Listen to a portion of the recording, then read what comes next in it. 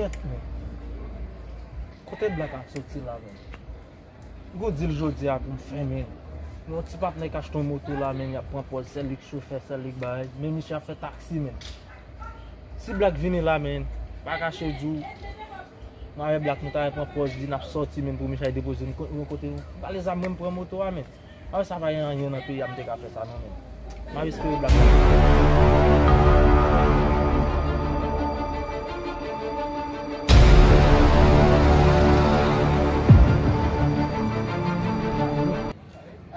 Sa gen blak? An fòm men? Neg la men? Avan se nou men wap vin bay nou men. Mwen zè pou vou men. Ki dili? Men, e palot bay yon dil komon ki tan dil men. Wè ti vap nan yon te kon an do djwa. Ti li, nek a fè taksi ya men. Mwen se yon moto men yap bay chale ou se yon ki kage yon men.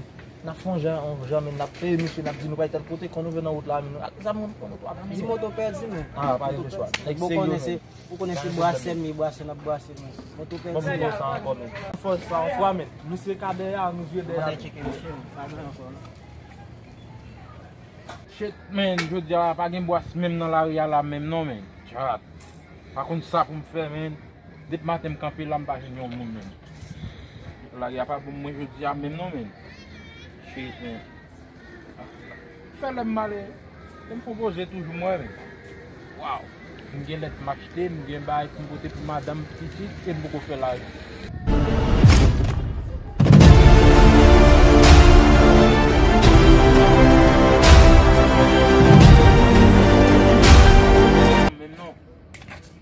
Taxi.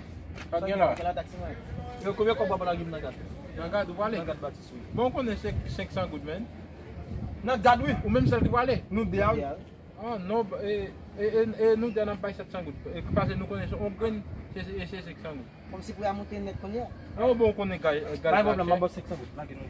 Pou nou de a pou mte di 700 goud. Nan mabot 500 goud. Beze tem di nou wala, debi maten la mboko jam fanyen. Oh non! Gen let si moun m'achete e Sa va bilan men. Ok, pa yon problem. Mabot oui. Mabot. Men an devant l'hôpital la vous mettez. Pas un problème. Montez oui.